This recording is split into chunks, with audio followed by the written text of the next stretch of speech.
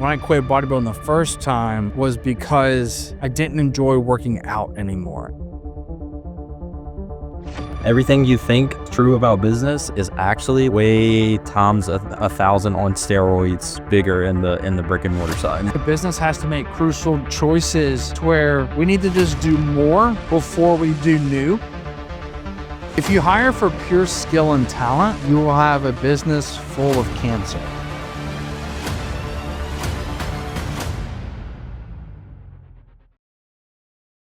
Welcome back, episode 8, Business, Brains, and Brawns. Myself, Mr. Mike Krausen, I have Taylor on here as well. Man, eventful week on our end. I'm not sure about your end. But dude, how's the clinic been going? It's good, man. We are starting to pick up a little bit of traction now.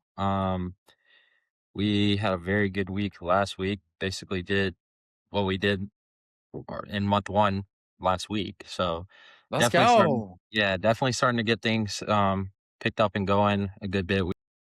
We got our medical stuff all situated and stuff like that. So we're able to, that was kind of the hiccup there for a little bit, was just getting all of that process kind of ironed out to make sure that everything's legal and a lot of hoops to jump through and stuff like that. And Always fun.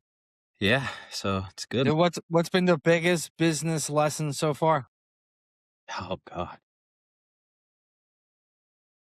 I know I said this before in a previous episode, but the aspect of like going from online to brick and mortar, way that's the Different. biggest lesson, is that like that the lesson of like everything you think is true about business is actually like way times a thousand on steroids bigger in the brick and mortar side. Like um I don't know, man, like, because I think I think in coaching, a lot of times, I want to relate this to coaching. Obviously, most people watching this are in that side of things.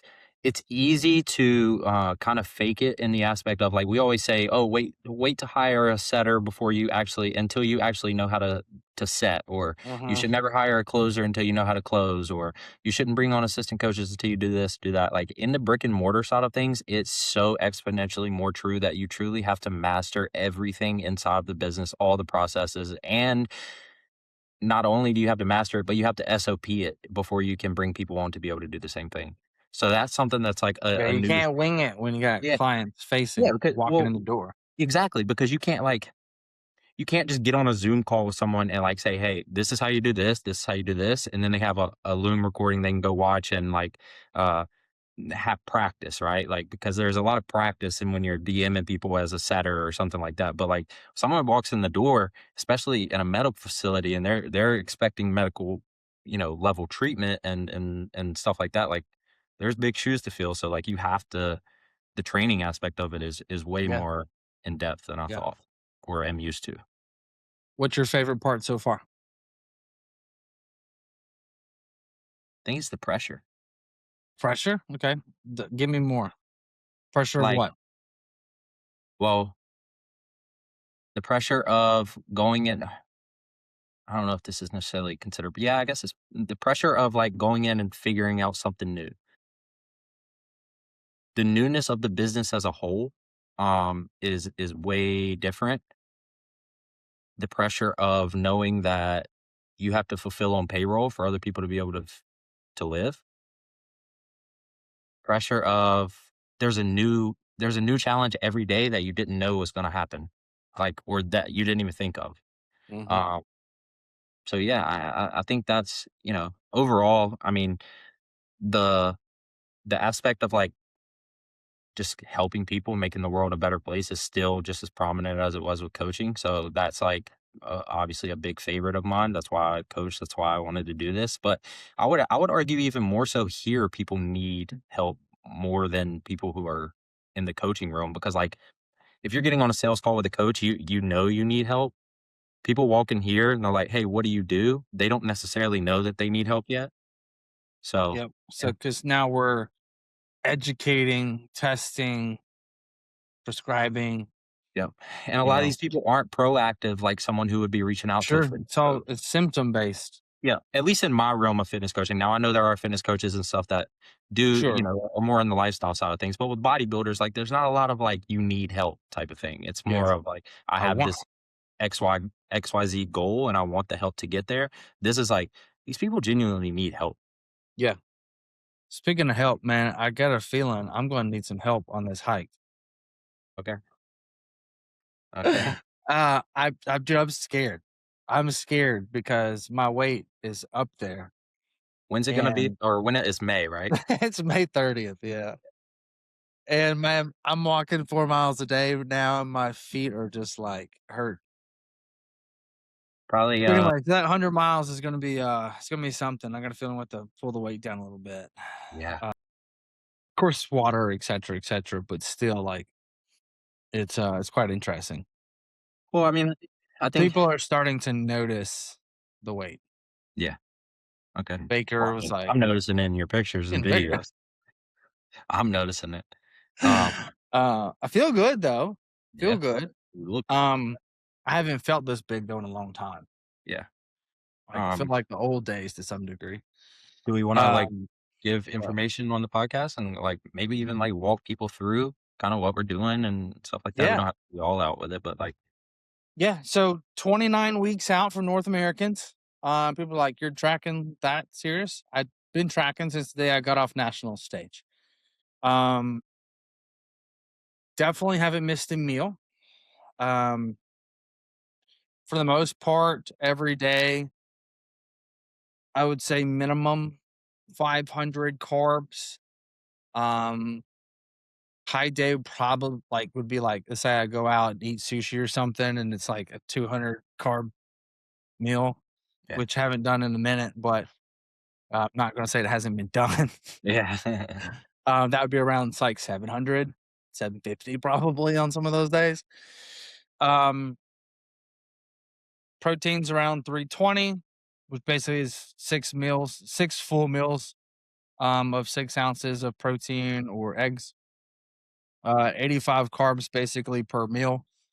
Um, and then fats are pretty much just trace fats through some beef. It's once a day, usually, maybe twice. Butter, maybe once, depending on if I've had beef or how I'm feeling. If I'm feeling lighter, I'll add it in. If I'm feeling heavy, I won't. Um, Still trying to get in the 8,000 steps a day, 4 miles on the pad. The weekends are tough. I don't get the steps on the weekends. I can't force myself to walk on a pad at my desk. I'm usually just like hanging around Yeah. the house. Yeah. I'm actively walking 4 miles outside. It's like quite a It's tough. bit. Yeah. It's tougher, Um, especially at the weight you are. it had to be very intentional. Obviously, you can't just like mess up and get 4 miles. Yeah, no. So I had to like actively do that. Um, yeah, dude, just been training super hard, getting massages. Obviously, you've been seeing I've been doing some work with Leanna on the Yep. machine, Yep. the new X, Yep. which has been helpful. Learned that I need to do a lot more core work. Is that Um, is that because of the shoulder? Or Really, I think it's hips causing my yeah. legs to my knee to hurt. Uh, Um, like for example, to like I'll do like a dead bug and straighten my leg out, mhm. and my knee hurts because my hip flexion, everything's my core is weak, so it's so hip flexors I think really taken over. So it's causing like patella tendonitis, and so just like now starting to do some like core stuff, not necessarily abs, but like core, like Roman chair leg lift Yeah. or a dead bug. And then relearning how to do back movements because apparently I'm not doing those right for my entire life, which I think is causing a lot of shoulder issues and tricep issues. So like my triceps or elbows are in a lot of pain. And I think it's from just not engaging the lats correctly. So using a lot of traps, which then pulls on the rear delts, which is then pulling on the tricep, which then says my elbows are hurting. You think it's a tricep, and it's not really a tricep issue. And when you look at your back, you can kinda see that from a development standpoint as well because, like, your back has grown a lot, but your traps are very, dominant in comparison to Dominant, that yeah, lower lat thickness. yep, So really focusing on some major cues. If you have underdeveloped lats or want to grow your lats, one thing, big cues that I've gotten is just to start throughout the rep is like staying lean back the whole time instead of coming up and just doing full stretch and releasing that lat, keeping it engaged. So trying to do something that's like underhand at the top and then driving elbow forward and down yep. and then chest to sky, So, keeping elbow tight. yep, a cue that I tell people a lot is to try when you're doing a lat movement like that. Obviously, one is elbow positioning is everything in back movement. So the farther away from your rib cage that your elbow is, the more upper back you're going to be hitting, which eventually turns into a rear delt. Um, Which the is why closer, I think I have such large rear delts in yeah, comparison to lads, makes sense. because Another I thing is just like, dominate with shoulders. yeah, yeah. Another thing is when you're doing lat movements, I always think about keeping my shoulder down away from my ear as much as possible. Mm. What that does is it just releases the trap completely, um, and allows you to stay within that range of motion with your lats to where you're not overextending and releasing the scapula. You're keeping the scapula retracted, which is going to keep tension on the lats the whole time. Yep. So that's been going good. Um, and then from a volume standpoint, back twice a week. Basically legs twice a week with the hamstring focus. Trying to do arms twice a week. That's kind of backed off a hair because just the elbows. Um, Chest twice a week, shoulders once. Actually, I hit shoulders for the first time since nationals. Because I've been doing chest and shoulders. Yeah. Well, this time I did shoulders first, and then like did bicep because my week got thrown off. Hmm. And this is like, dude, I haven't worked shoulders first with like Yeah. full gas. Yeah. Same. Like they hurt so my rear, I get rear delt pain. Yeah. Yeah. Like you're doing biceps, all of a sudden your rear delt hurts. Yeah. That hurt from like doing side laterals, and it was just had an achy pain because it was just like just haven't put that much blood flow in there because the focus was chest and then Hmm. secondary. But So I've been doing the same thing. We've been doing just push days rather than just delt and arms. Um, and I've been using on my push days, I've been using IGFLR3, but mhm, I've put it in my delts and then just warm up side laterals into regular chest triceps. Maybe one side lateral or rear delt here. But today we did a actual delt day and I did the IGFLR3 pre-workout. Whoo-wee. I know exactly. It's like it burns so bad you can't pick your arms up. yeah, Yeah. yeah. And then did back yesterday, and like I don't know, I feel like I'm making big strides. I do know that my weight coming up is like I can feel my blood pressure up. I can feel just heavy, like walking on the pad this morning, like my lower back's tight. So it's like the weight's really starting to set in. I woke up this morning, I didn't weigh, but yesterday I was like, thinking what I text you, like 236, 237 Yeah. over the weekend. I had we went to Rodeo Goat. You remember that place? But yeah. After nationals, got a burger, and I was like, I'm kind of feeling like some cheese fries. Terrible idea. Don't Yeah. do that. Got the dairy. Because I don't eat fat, Yep. and I probably had like 60 grams of fat, and so double my fat for the day. So I woke up, and it'd been like 10 hours, and I was not hungry, but that's not how bulk works. Yeah. You just continue to eat. Yeah. Um, and I hadn't been hungry. And then I had Valentine's dinner after that. Yeah. We had like A5 Wagyu that you cook on the thing. Oh, that's so Delicious, but good. still moderately higher fats. Yeah. And the scale, man, I go to bed, like strip down, weigh, and I'm like 242. And I was like, here we are. And for those of you who don't know or haven't heard in previous episodes, Mike was 204 day of The national? lowest was 203 before Yeah. breakfast Saturday morning before nationals. Yep. So Yeah. we're So up we're up. 30, 38 pounds, something like that, or Mhm. 30, 36 pounds. Yeah, Yeah. yeah. But it's a good Um, weight, man. It it looks really is, it good. is. I could. It's one of those things where it's like you could lose 5, and it's like, yeah, if I just lowered my food, I'd lose 5 pounds of water. Mhm. And that's what I Um, was gonna say too for your trip. We were talking about the hike. yeah, the hike. I'm gonna Maybe have to basically. I think I'm gonna cut down to reduce water before the trip. I've also got to train for this because, like, you can't just like show up and hike. It's yeah, not no, walk. yeah. It's hiking Mhm. up and down from 3 to 9,000. It's like I want to say it's like 30,000 of elevation gain and loss over the 7 days. So it's like I think the shortest day is like 9 miles, and the highest one's like 17. Mhm. And I'm just like, whoa, Mm. that sounds brutal. So my legs are just going to be on fire. I'm more concerned about my feet actually, Yeah. like the And arches of then my feet, just like letting go. so Uh, are you gonna have, like, insoles, like, certain insoles and stuff you're gonna wear or I no? don't know. I Yeah. don't know. I've always just worn a boot. I might look into getting some of the like trail shoes. Yeah. Yeah, yeah. I do find that like the softer it is, the worse it is though. Yeah.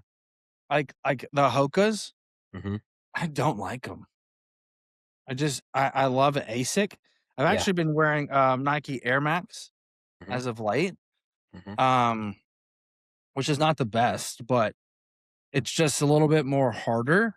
But the softer it is, I feel actually it's more difficult to walk in. Look into I think, Nike has the, Pegasus trail shoes. I had the Pegasus, running ones. They're to date my favorite shoe. But I know they have a trail shoe. So for me, I've noticed that from a Nike perspective, it's never enough. Yeah, yeah. And they don't last very long. I don't know if No, that's just because like, you know, when I break over like 225, like I'm walking around in like ASIC dad shoes because they're the only things that are technically comfortable at that weight. So I'm definitely feeling like every 5 pounds that I'm put on my feet, like my shoes are like, yeah, hey, you should get a new pair. yeah, yeah, yeah. But I'm excited about it. I'm just nervous. Mhm. Um, I think a I'm big thing too, man, would be, like, just dropping out GH a couple weeks before and letting that water come off is definitely gonna help some too. definitely helpful. And then just like, from a food consumption, it's like being on point, not anything extra. Making sure my water's high so I'm not holding any extra. I think the biggest things though are when I get like that'll be week 17 from the show. So when we get back, it's 16 weeks. you know, we're guns blazing, getting ready. but yeah, it's I'm eating right now 4,000 calories a day, right? They're providing like a breakfast, lunch on the trail, and then like I think a dinner of some degree. Mhm. That's not 4,000 calories. No. So, it Now, almost makes sense to that's me for, like that's like the maintenance in which we're eating, right? mhm, mhm. So let's say that maintenance might actually be more like 3,600 because maybe I'm 400 to the good every day, right? Yeah, Let's yeah, just say. yeah, And I'm putting on that a pound of fat a week. I don't think so, but let's just say. How many calories am I going to burn yeah. as You're a gonna burn whatever 240 you're eating. pound person hiking a mountain? Yeah, Minimum 2,000 a day. yeah. So now I need to consume more food than I'm currently eating in a place that's not going to be serving it. You're gonna need some So Snickers I've got bars. to figure out like how I'm going to get super dense food that has tons of calories that's not big and that doesn't weigh a ton because I have to hike with it. I know a lot of people that hike that swear by, like, Snickers bars, that type of stuff, they're just loaded with calories and they weigh nothing. Yeah. And Like a Snick that's there's like little towns that you can stop at every day. There's like a little town, whether it's like a stand or an actual town. I have a feeling that I'm just going to be like buying yeah, whatever's yeah, there. Be like, I don't care what it is, just give it to me. because I think if we go into it at a decently like good body fat, Mhm. and 16 weeks out is plenty of time, and that's Yeah. more than we had the last time. I mean, I say, like, start dieting 2 weeks before because 'cause you'll come down pretty quick.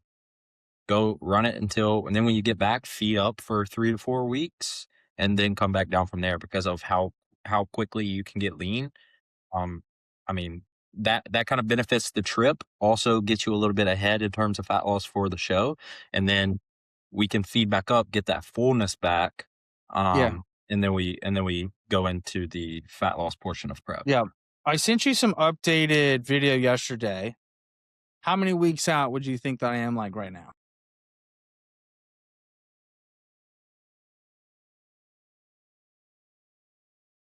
So I Just out of always curiosity. say there's an extra 2 to 3 weeks on top of whatever you think. So, I mean, we could be ready in we could be ready with you specifically, we could be ready in 8 to 12 weeks for sure. And that's like if we wanted to smack the gas, right? Now, taking it slow and like that's where the 12 weeks out of it. If we wanted to smack the Yep. gas, would be the 8 weeks. Yep. Cool. And that's also taking into account like your weight cap, having to get down to that and stuff like that. Yeah. Yeah, which, has been some concern as well because we gotta make 209, right? Which means I gotta lose 30 pounds. 30? Yeah, yeah, Okay. 12 of water, yeah. Let's 12 say, of maybe 20 of fat. Like, that's still 8 pounds still good. I don't know that yeah, we're gonna see. yeah, But it is, as you know me, dude, I'll eat lettuce. yeah. The Here's the thing about it. This is my one go. mhm, There's not a next year. yeah, I'm not doing it again.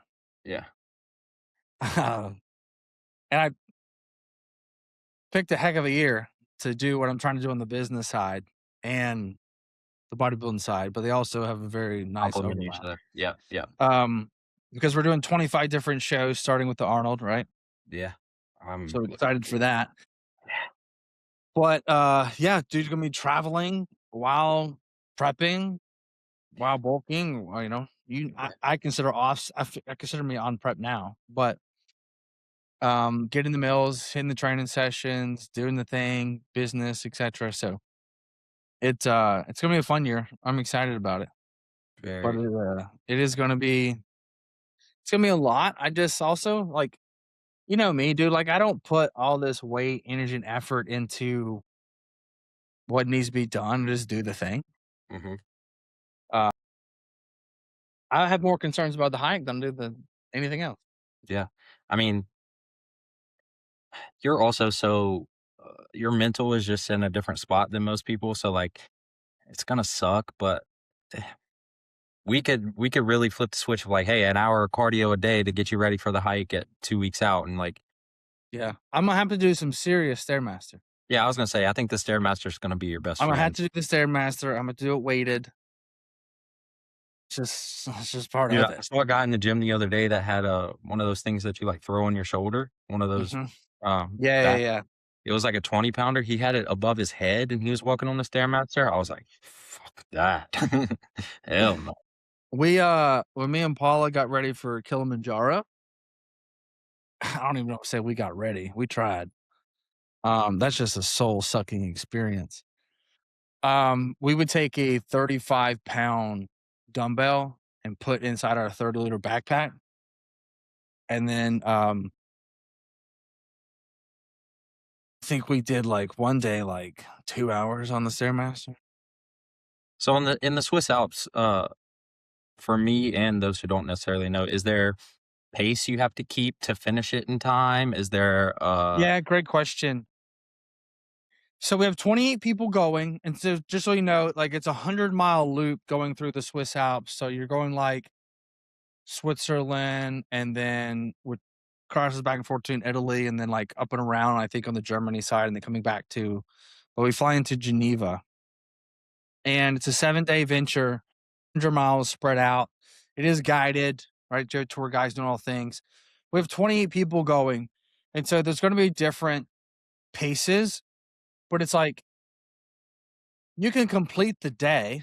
It's just how long is the day, Mhm. right? Are you are you taking long rest breaks Mhm. or are you slow and steady but just nonstop moving? Yeah. That's going to be all based on the party itself. Yeah, I was gonna say it's probably more so like who's the weakest link type of thing, I guess. Basically, but I also assume that the group will probably break. Some people are gonna get there an hour earlier probably before others. Now, when we did Kilimanjaro, like, that's not an option. There's 12 of us, we kept it tight, slowest person led, Yeah. um, because that creates a massive difference because of altitude. Okay. Here, it's fatigue, not altitude, there's a Yeah. difference. Yeah.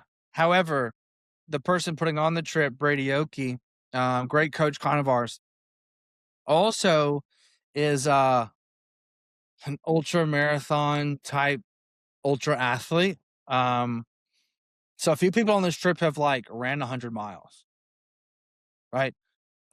Hiked mountains like we did in Kilimanjaro, or Brady has done base camp in Mount Everest. Like he's always pushing himself to those levels. And distance is just something I've just never Mhm. done. The 7 days for Kilimanjaro was 32 miles, 33, 32, 34 miles total. Um, we went from 3,000 feet to 19,000. That sucks. But this one will be doing actually more ungulation, Mhm. but the peak is like 9,000. So technically, altitude won't be an issue. I mean, barely feel it at nine, honestly. Yeah. Um, but it, so you're gonna have more muscle fatigue than like Yeah. cardio fatigue. Yeah.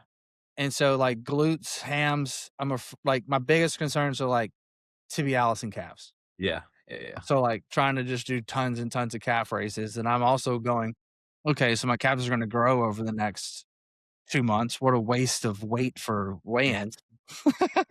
So so do you think it's gonna take you a couple days to recover once you're done? Like, once you get back?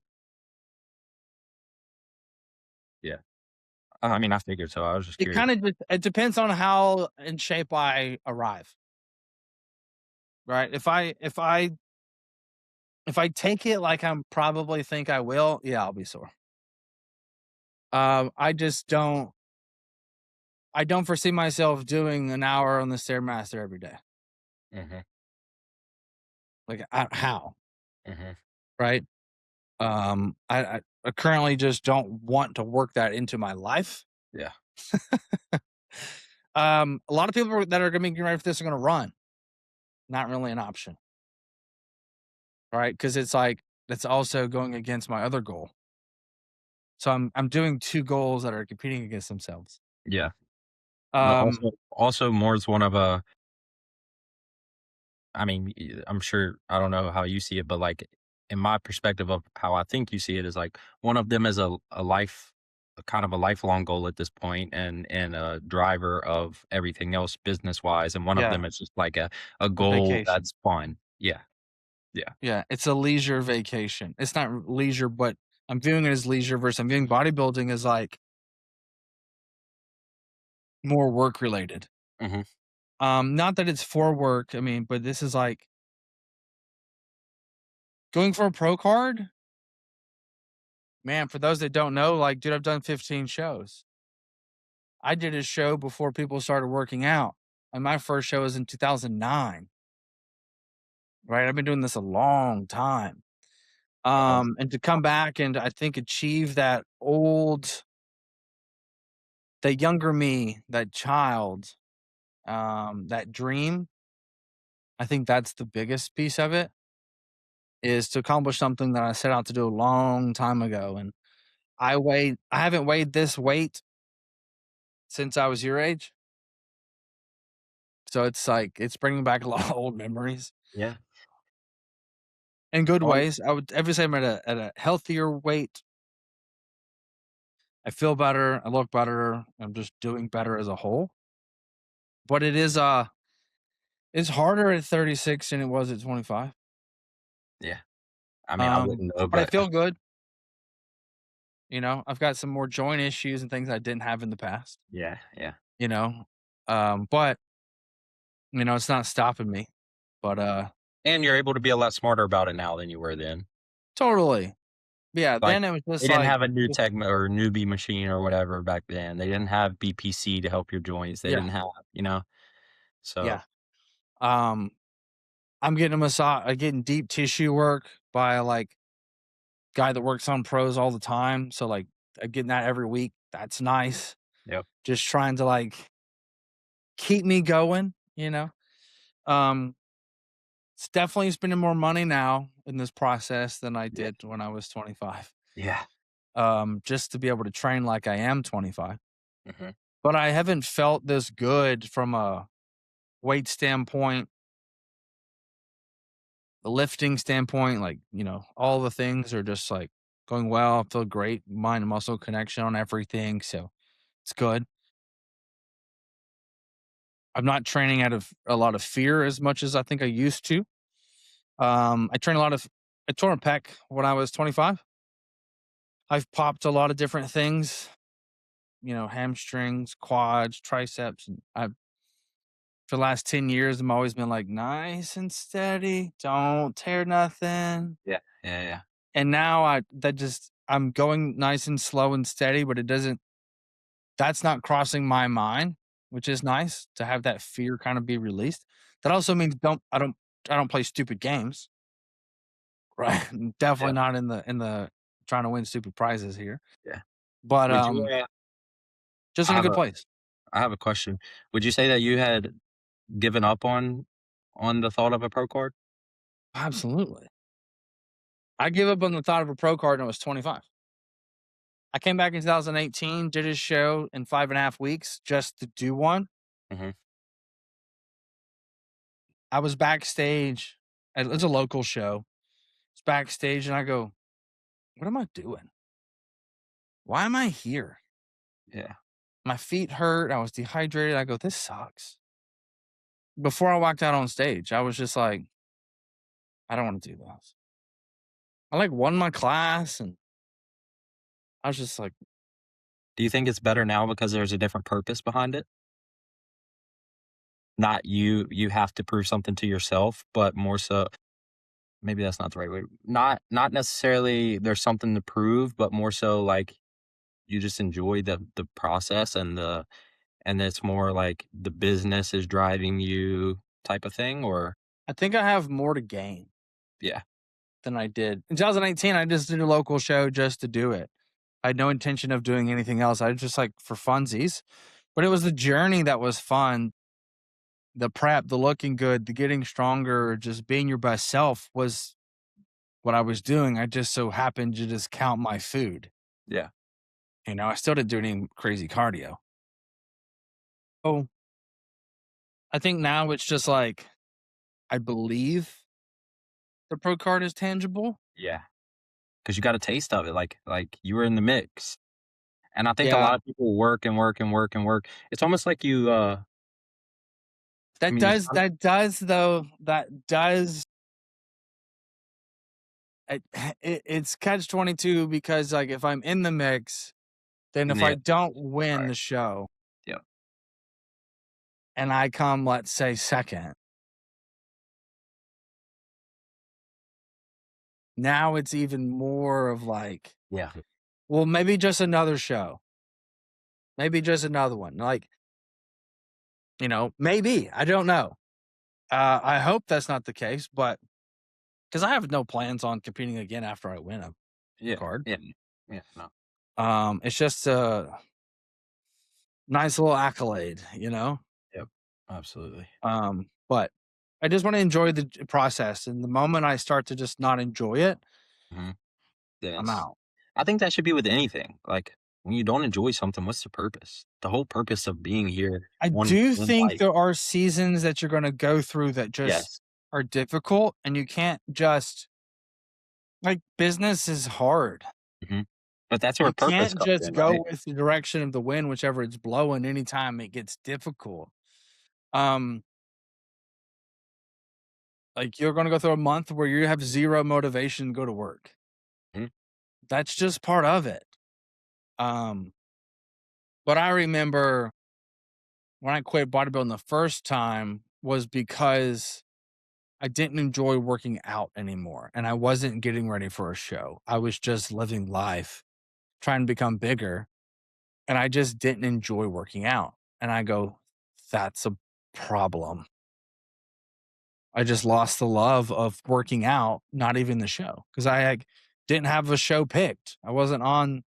I was just like, "Just get bigger, get bigger, get bigger," and I Mhm. fell in love with just going to the gym, Yeah. and I thought that was an issue for me. So, And it's, well, from the business side of it, it's like I think you just keep pushing and then you find out what do you need to do to feel your passion in the business? yeah, that's what I was gonna ask you is, like, have you ever came to that point with a business to where it's like, Yeah. "I just don't enjoy this anymore?" Yeah, yeah, totally. Um, so the coffee company, I fell out of love with it. And you're like, "Well, how do you fall in love with a company that you've been doing for 6 years that's been so, done well or whatever?" Um, we launched a collaboration with Dippin' Dots, and it went well, and then uh we had, Cocoa Pebbles and Fruity Pebbles. We had a collaboration with them, and I had everything ready to go, and the thought of the work it was gonna take to go into all the grocery stores and do all the things and make the big push it needed to be didn't excite me, and I knew that was a problem.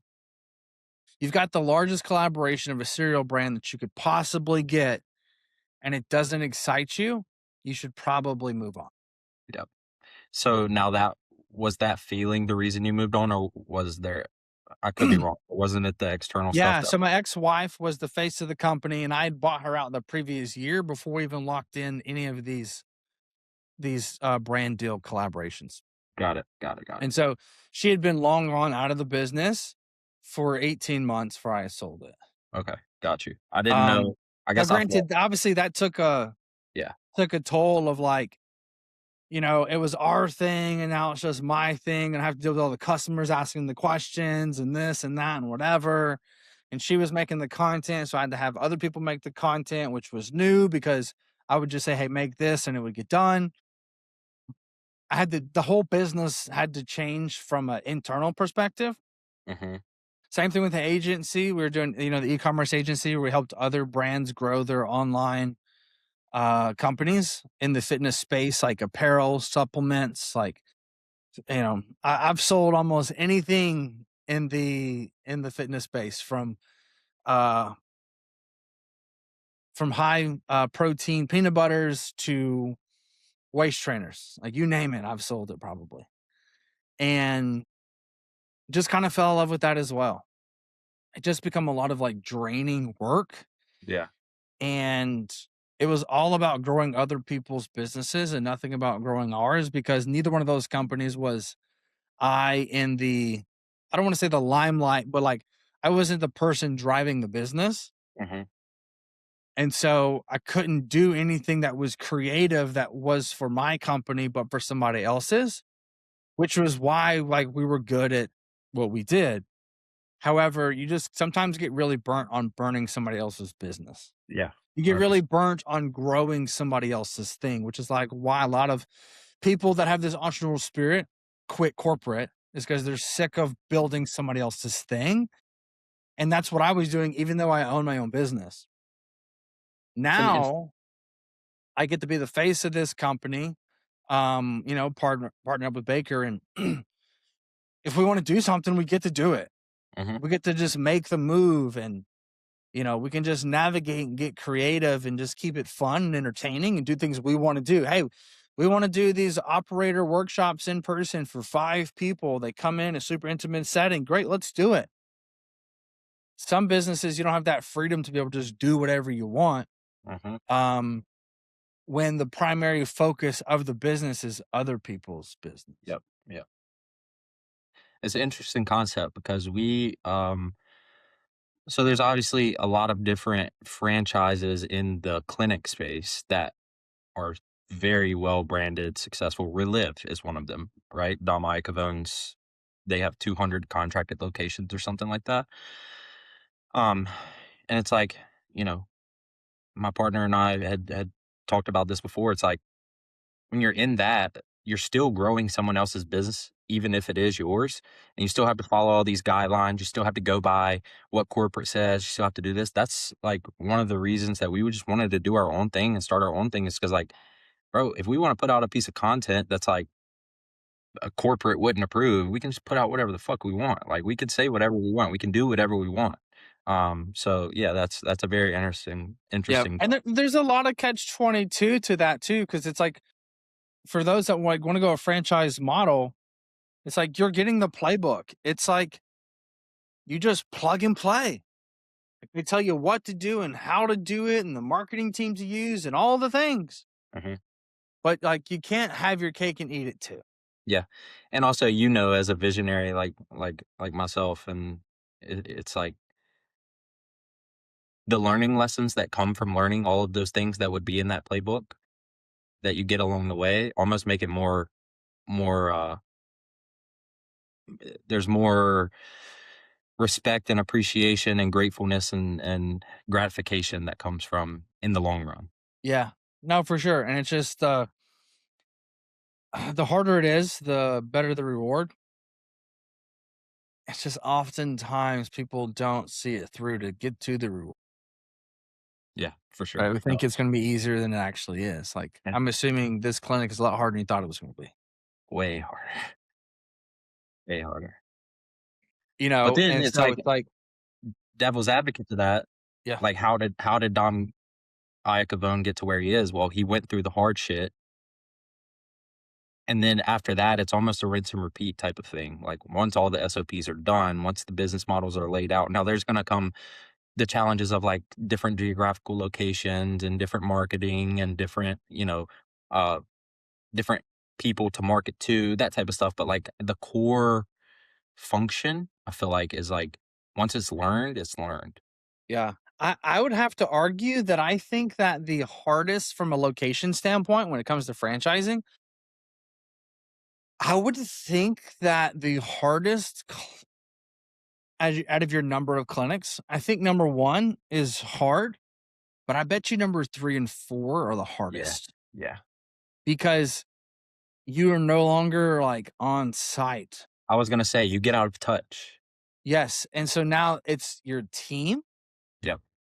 because you're not going to take the manager that's crushing over here to go do it over here because then this one, or you open up two at the same time. And now you physically don't have the manpower to make it happen. So you have to then train those people. And this is where the true SOPs come into place. Yes, yes.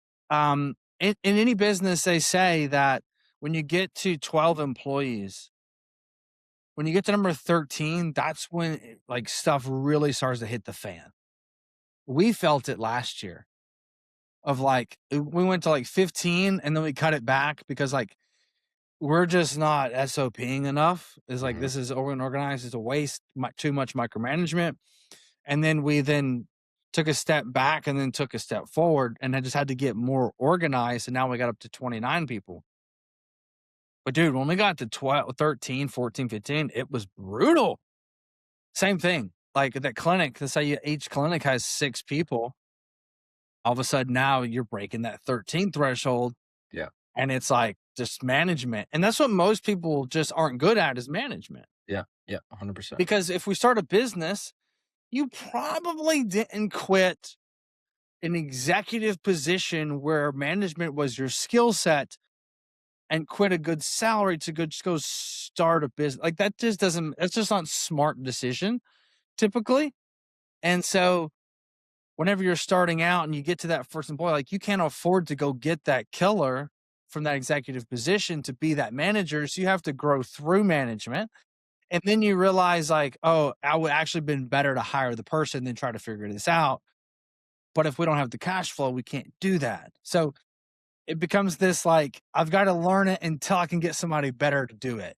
Mhm. And What do you usually people will either go backwards or um, shut down a location to go back to what worked. Yeah. What I know that you and I have talked about this before, like, a lot of people hire, um, too late or not too late, but, like, after they're already underwater per se or above their Yeah, head. yeah, What it in that perspective of a business has they have the needs or they need to hire to kind of be ahead of the curve, but also the cash flow isn't there. right. What's your perspective? Like, what do you do in that situation? It depends on the position typically, but the best thing to do from my advice is, of course, I'm not Hermosi or somebody that's had just dozens and dozens and dozens of employees or multiple businesses in that fashion. Typically, the best thing you can do is you get good at something and then train and hire somebody to replace you for doing that task so that you can tackle the next thing. And then your job is always having yourself be replaced by somebody else, Mhm. right? Because that way you master it and then somebody else can do it just the way you were doing it. That's like usually how it starts. Whenever we need to hire somebody, but we don't have the cash to hire the person we want, we typically hire a B player, if not a C player, which I'm going to call a body instead of talent. So we hire a body to fill the position. You end up micromanaging that person, and realistically, you're only giving away half of the job because you're still doing the job at a high level and they're doing all the little stuff. And then you're having to check and then so you just created a half assistant for you instead of a person to fully handle the position. And so that usually is what happens. Um, this is where I think the business has to make crucial choices to where we need to just do more before we do new. So it's like more better than new. Oftentimes, whenever we want to create something, we haven't got to the better stage yet. And then we just go from more to new. And so it's just a cluster because it's not really good. It's not better yet. Mhm. So we either don't raise our prices to keep up with the employee costs to take over the management. And now we're at a really cash flow crunch because we have these really expensive employees, but we didn't raise our prices to match that. So usually raising your prices is the best way to hire great talent. Um, building up retention so you don't have to get new customers all the time. So that way you can hire better talent. Also, better talent usually keeps customers around longer because they're just better at their job. Mhm. Um, yeah, those are things. I think raising prices to keep up with the rates in which you need to pay the people. Usually, you want to like hire soon but fire faster. Like hire, it's like hire quick, fire quicker. Mhm. It's because you keep that body in the position too long when you need talent. Yeah. And it's like, And then well, but if I fire them, I have to do the work then. And you get stuck between this like rock and a hard place. But it's really better to take a step back to take a step forward than you can stay in this limbo place because that employee that's not giving you the output in which you need causes more stress on you day to day, which makes you hate showing up to work because of the employee. So if that's you a got the good employee that is like, if you go home and you talk to your spouse or your friend about an employee or about a client, that is causing more strife than you actually need to keep in the business to be successful. So, spitting. like, fire them, let them go. You'll figure it out. I Love that. promise. That's gold. That is gold. Um, we can I say that. only know because I also live it as well. And I realize it and I go, hey, why do you keep telling your wife the same problem? You should fix the problem. So Because if how long if you feel it, your employees are feeling it 10 times as much. Because they're like, why won't you fire this dude? And then you look bad as a leader. so as a leader, as a business owner, how long are you How long are you, analyzing and doing that? Like, obviously, the fire quicker part, but, like Yeah, everybody gets like this is how like never put these into place until now. To where it's like we've got two potential interviews that are flying in from out of state just so I can meet you in person before I even offer you a position. I need to like get to know you. Like I will spend the money because I'll waste it hiring you and then firing you. I'd rather spend it up front and then figure out, are you a culture fit? Did you show up to work the days you were in town? What did you do while you were here? How did you operate? Right, little test runs. Like work out. Like, did we work out together? Were you on time? Did you prep meals? What? How do you operate as a human being, more or less an employee? yeah, Because I'm not looking for bodies. I'm looking for talent. I'm looking for people I don't have to micromanage. So it's like if your life isn't if you're not managing your own life, how do I expect you to manage anything I give you? yeah. So um I think a 30-day, 60-day, 90-day reviews on any new employee, 6 months, and then you go to a year, and then it's pretty standard. But it's like very clear expectations of what needs to be done. And like you hire somebody and then you basically like you this is where it has to go corporate. It's like we get uh like a verbal warning on a mistake. Second time we write it down. This is a written warning. Third time, written warning. And then we're putting a plan in the place. So So, like, like, a hey, if you do or this again over the next 30 days, like other things can slip. Let's just call late, for example. You're tardy. You show up late for work and you're the one that's supposed to open the door to the clinic and you're late 5 minutes. It's like, hey, verbal warning. Hey, be sure to get here 15 minutes early. Blah, blah, blah. They do it again. Be like, it doesn't matter. No one could get in because you were late. Now the entire day's ruined. Like, we have to, like, no offense or buts. This is a written warning. They do it again 2 weeks later. Hey, this is a written warning. In the next 30 days, 60 days, 90 days, whatever time frame you choose, you can like I'm not asking you to be perfect in everything you do. But if you're late for any reason, you're fired. I don't you got a car wreck? I don't if you're late for any reason. Now, let's say they do have a car wreck, right? Whatever. Alarm goes off, this, that, whatever. I do not care. And this is where it becomes difficult because emotions get in the way of decision making. But I got told by somebody that tardiness, being late, is a character issue. It's not a mistake. And I go, what do you mean? He goes, if somebody shows up late repetitively, and that like they're only showing up on time because you're asking them to, not because they want to. That's character. They don't value getting there on time. They're just doing it because it's their job and you asked them to, and they're going to get fired otherwise. mm, Is that the type of employee you want on your team? Do you yeah, want somebody that wants to open the door or has to open the door? I'm not looking for people on my team that are just here to receive a paycheck. You don't want clients if you're a coach that just pay you and then like they just do the bare minimum to lose the weight. You want those people that are excited to execute and crush the plan. Those are the fun clients because then they send you wins. They don't send you novels about why they didn't win. It's because they want to versus feel like they have to. And so that got to remember like those people are also employees somewhere. If you think that that sucks for you, what do you think about that business owner?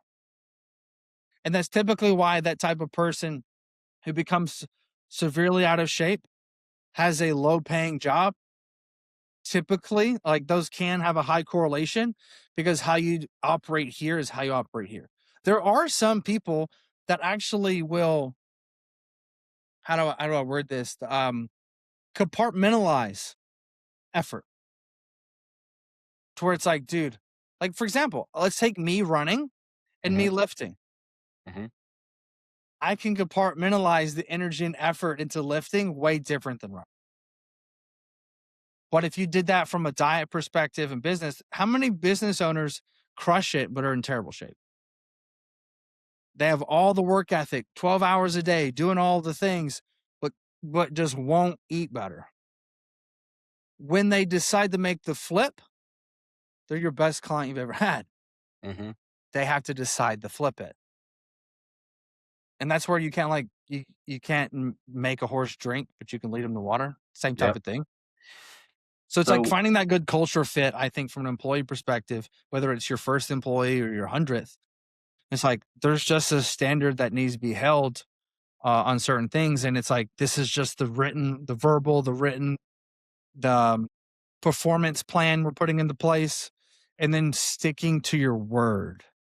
That's something I failed this year on.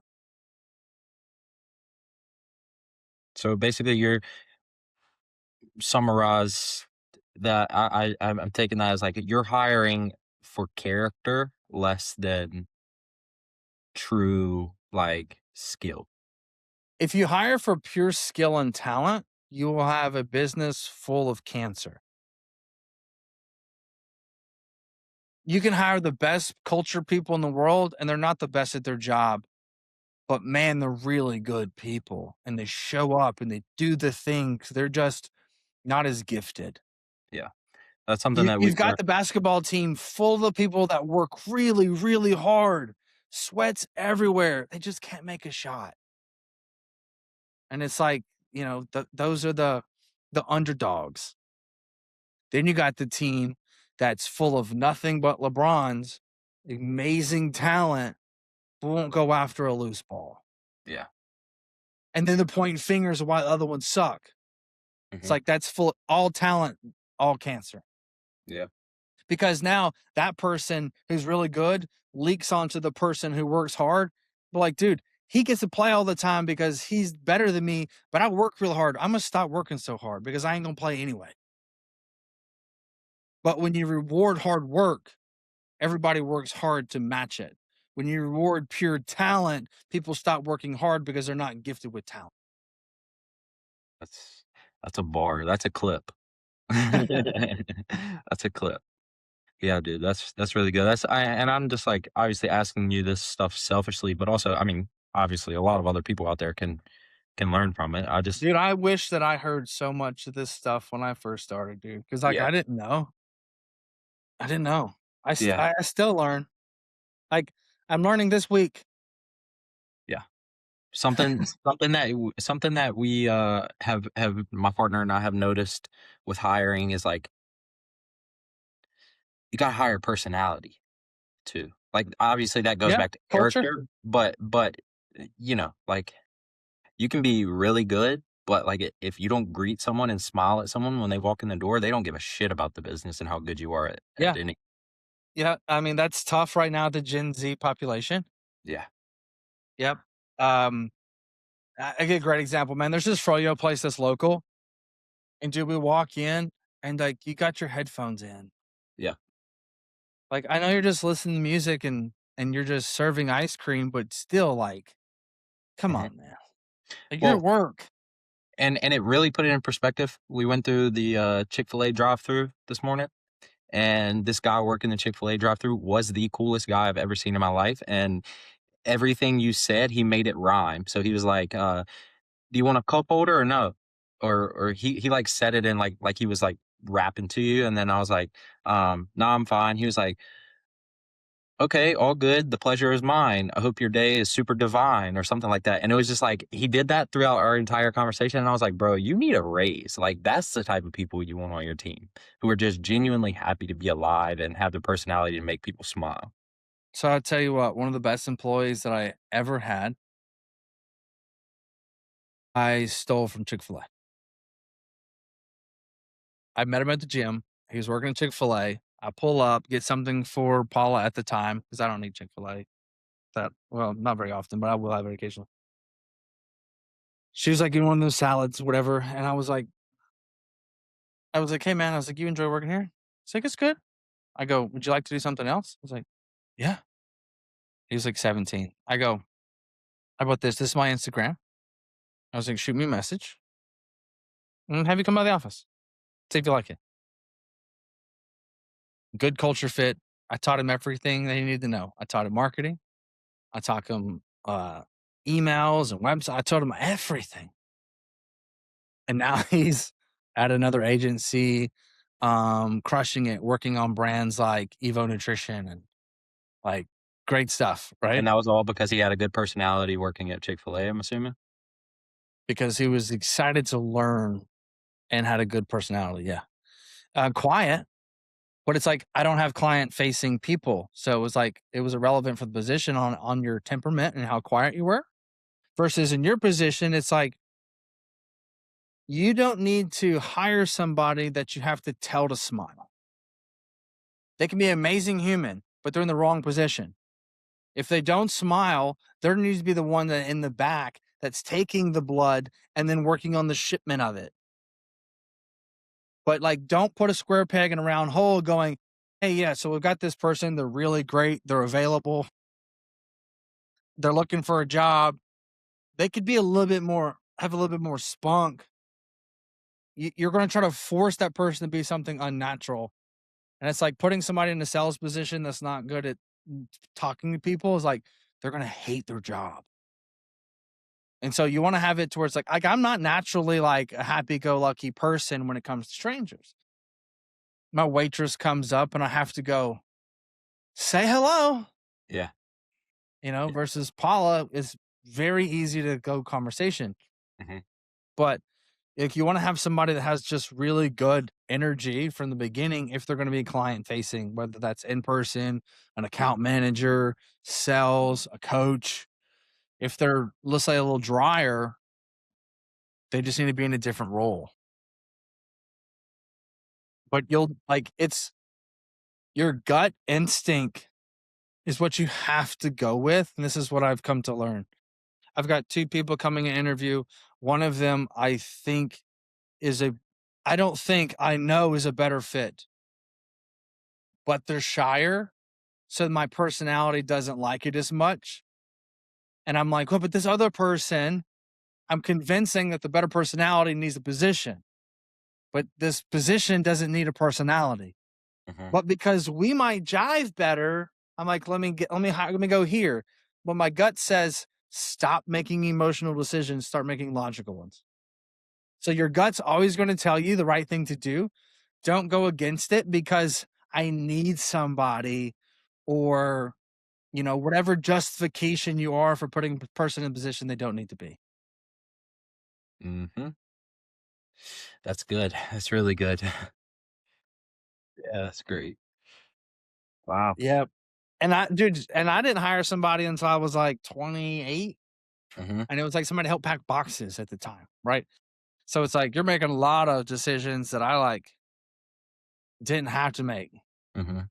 for a long time. And that's the thing, dude, is like I haven't had to make those decisions either, like in the coaching world, like that doesn't, you can hire VAs to do mostly everything. Um and it doesn't really matter as long as they can do time work that takes time. But like this is like, yeah, you gotta start being more you gotta be specific with those people. Yes. Yes. And clear expectations of what's required of those Yeah. people is very important. 100%. And that's something my partner and I have been taking a lot of. We definitely take account everything. Anytime someone does something wrong, we look at each other and it's like, it's our fault first. It's our fault. 100%. 100%. But like after the fourth time of telling someone something, like it starts to not be as much our Yeah. fault. So, first things first, this is what I've come to learn. We say it and we realize that, let's say they forget it. Okay. Audible isn't how you needed to take that in. I'm going to text it. I'm going to make it now written. Okay. I'm just going to be a sticky note that goes somewhere like you've received it from a written standpoint versus me going, "Hey, whenever you get a sec, can you send me that video?" Okay, great. Thanks. and they forget, it's on me for creating a crappy SOP, which is I set it, so remember it and send it to me. Like, that's not a good process. No business runs that way, right? So it's like, hey, let me now put in a system to where it creates a checklist for you so that now you don't forget it. Mhm. Now it's like becomes easier to do, right? So if you have end of day things you need done, it needs to be listed out versus just telling them to do the thing. Or you go and add it to their list of things that they need to do. Obviously, the better people that you love are the ones that you can just say it and all of a sudden, boom, it just Yeah. happened, Yeah, 100%. right? A players, Yeah. right? That's the difference here. And so, um, and A players you actually can't hire. A players have to buy in Yeah. because it's not about the money for them. It's about the mission and the environment that they're in. Because they know they can go get a job anywhere. They only want to do a job they enjoy. Yeah. That's the difference. B players, C players will take a position because they need a job because they feel like they're limited on skill sets. So writing it down, putting a system in place, and then just holding to that. Because if it's multiple times on the same offense, then it's like we need to put a performance plan in the place so that we stop, doing that offense. Love that, man. This was a good talk. Right on. Dude, I'm about ready to wrap it up here. Same. Um, anything big that you got coming out this week? Mm, got we have our anatomy scan on for the baby on Wednesday, so Let's go. that's basically a 2-hour long ultrasound Wow. where they go through and like pick apart every bone, make sure that everything's developing properly. They tell us what percentile he is. They give us the actual measurements of him. They make sure everything's good with Grayson and the placenta, all the fluids, make sure he's being fed properly, all of that type of stuff. So that's really exciting. Super excited about that. And then, yeah, man, just continuing to crush it, trying to get everything in line before the baby gets here, obviously. But Yeah. Yeah. got a Mike's bachelor trip coming up next week, and then the week after we'll be going to the Arnold, which I'm super super stoked about. Yeah, I'm stoked about that first event at a booth like this for AR and Check-ins Pro. So excited about that. Um, well, I've got a interview coming in town at the end of the week. We have a second videographer editor starting today in house, so that's pretty neat too. Sick. Um, yeah, and then just prepping up for that Arnold as well. I got to get the booth design finalized so I can get that out to print. Yeah. Have you is everything already registered and stuff for it? Yep, I've already done all the things, Sick. Heck yeah. so we just show up and rock and roll. Heck yeah. Let's do it. Cool. All right, my man. Dude, Of appreciate you. Great course, questions man. today. Of course. Thank Excited. you. That was a Go lot. implement those. Yeah, absolutely. If you haven't yet, like, subscribe. Last week was a baller episode. If you haven't listened to that, go check that out. And we'll see you guys on the next one. Yep. Peace. Peace.